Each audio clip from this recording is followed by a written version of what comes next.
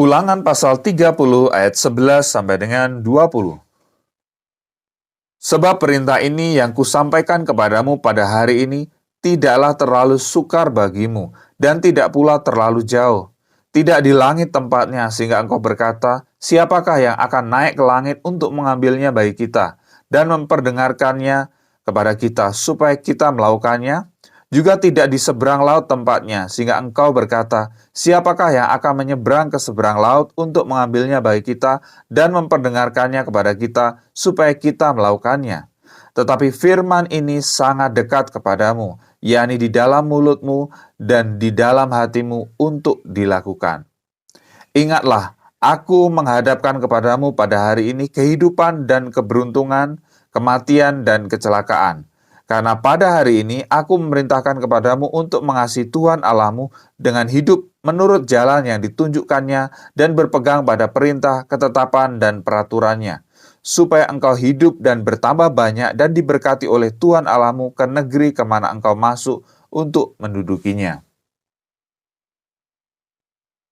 Tetapi jika hatimu berpaling dan engkau tidak mau mendengar bahwa engkau mau disesatkan untuk sujud menyembah kepada Allah lain dan beribadah kepadanya, maka aku memberitahukan kepadamu pada hari ini bahwa pastilah kamu akan binasa. Tidak akan lanjut umurmu di tanah kemana engkau pergi, menyeberangi sungai Yordan untuk mendudukinya.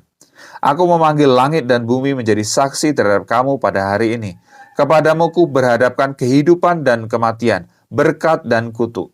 Pilihlah kehidupan, supaya engkau hidup, baik engkau maupun keturunanmu, dengan mengasihi Tuhan Allahmu, mendengarkan suaranya dan berpaut kepadanya. Sebab hal itu berarti hidupmu dan lanjut umurmu untuk tinggal di tanah yang dijanjikan Tuhan dengan sumpah kepada nenek moyangmu, yakni kepada Abraham, Ishak, dan Yakub, untuk memberikannya kepada mereka.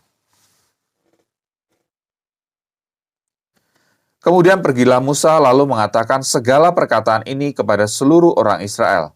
Berkatalah ia kepada mereka, aku sekarang berumur 120 tahun, aku tidak dapat giat lagi, dan Tuhan telah berfirman kepadaku, sungai Yordan ini tidak akan kau seberangi. Tuhan Allahmu dialah yang akan menyeberang di depanmu. Dialah yang akan memunahkan bangsa-bangsa itu dari hadapanmu, sehingga engkau dapat memiliki negeri mereka. Yosua, dialah yang akan menyeberang di depanmu seperti yang difirmankan Tuhan.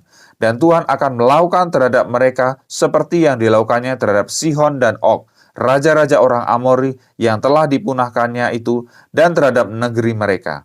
Tuhan akan menyerahkan mereka kepadamu, dan haruslah kamu melakukan kepada mereka tepat seperti perintah yang kusampaikan kepadamu. Kuatkan dan teguhkanlah hatimu. Janganlah takut dan jangan gemetar karena mereka, sebab Tuhan Allahmu, dialah yang berjalan menyertai engkau. Ia tidak akan membiarkan engkau dan tidak akan meninggalkan engkau.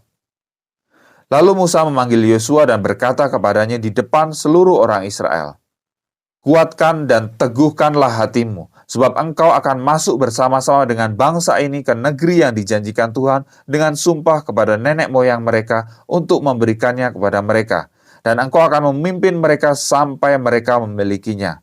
Sebab Tuhan, Dia sendiri akan berjalan di depanmu. Dia sendiri akan menyertai engkau. Dia tidak akan membiarkan engkau dan tidak akan meninggalkan engkau. Janganlah takut dan janganlah patah hati. Setelah hukum Taurat itu dituliskan Musa, maka diberitakannya kepada imam-imam Bani Lewi yang mengangkut tabut perjanjian Tuhan dan kepada segala tua-tua Israel. Dan Musa memerintahkan kepada mereka demikian. Pada akhir 7 tahun, pada waktu yang telah ditetapkan dalam tahun penghapusan hutang, yakni Hari Raya Pondok Daun, apabila seluruh orang Israel datang menghadap hadirat Tuhan Allahmu di tempat yang akan dipilihnya, maka haruslah engkau membacakan hukum Taurat ini di depan seluruh orang Israel. Seluruh bangsa itu berkumpul.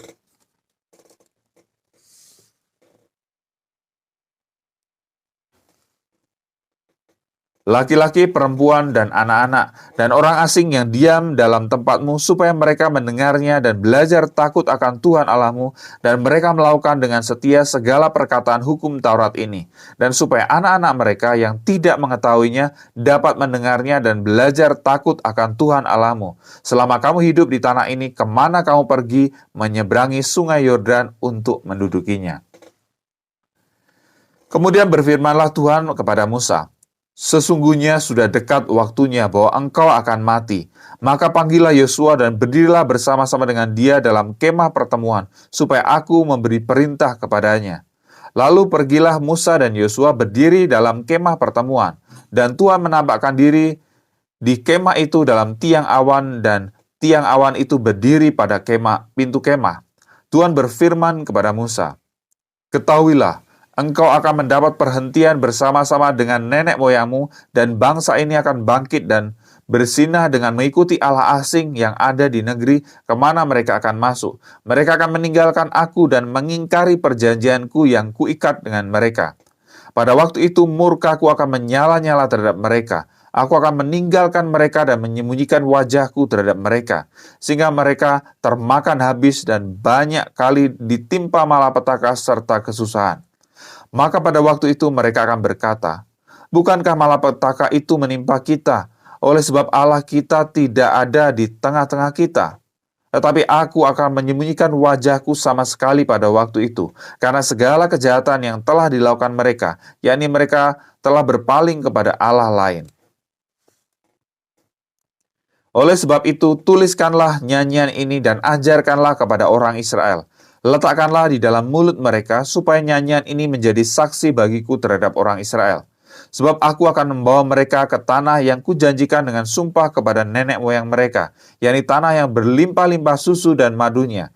Mereka akan makan dan kenyang dan menjadi gemuk, tetapi mereka akan berpaling kepada Allah lain dan beribadah kepadanya. Aku ini akan dinista mereka dan perjanjianku akan diingkari mereka. Maka apabila banyak kali mereka ditimpa malapetaka serta kesusahan, maka nyanyian ini akan menjadi kesaksian terhadap mereka. Sebab nyanyian ini akan tetap melekat pada bibir keturunan mereka. Sebab aku tahu niat yang dikandung mereka pada hari ini, sebelum aku membawa mereka ke negeri yang kujanjikan dengan sumpah kepada mereka. Maka Musa menuliskan nyanyian ini dan mengajarkannya kepada orang Israel. Kepada Yosua bin Nun diberinya perintah firman-Nya, "Kuatkanlah dan teguhkanlah hatimu, sebab engkau akan membawa orang Israel ke negeri yang kujanjikan dengan sumpah kepada mereka, dan aku akan menyertai engkau." Ketika Musa selesai menuliskan perkataan hukum Taurat itu dalam sebuah kitab sampai perkataan yang penghabisan, maka Musa memerintahkan kepada orang-orang Lewi, pengangkat tabut perjanjian Tuhan demikian. "Ambillah kitab Taurat ini dan letakkanlah di samping tabut perjanjian Tuhan Allahmu, supaya menjadi saksi di situ terhadap engkau. Sebab aku mengenal kedegilan dan tegar tengkukmu. Sedangkan sekarang selagi aku hidup bersama-sama dengan kamu, kamu sudah menunjukkan kedegilanmu terhadap Tuhan, terlebih lagi nanti sesudah aku mati. Suruhlah berkumpul kepadaku segala tua-tua sukumu dan para pengatur pasukanmu. Maka aku akan mengatakan hal yang berikut kepada mereka dan memanggil langit dan bumi menjadi saksi terhadap mereka. Sebab aku tahu bahwa sesudah aku mati, kamu akan berlaku sangat busuk dan akan menyimpang dari jalan yang telah kuperintahkan kepadamu. Sebab itu di kemudian hari malapetaka akan menimpa kamu apabila kamu berbuat yang jahat di mata Tuhan dan menimbulkan sakit hatinya dengan perbuatan tanganmu."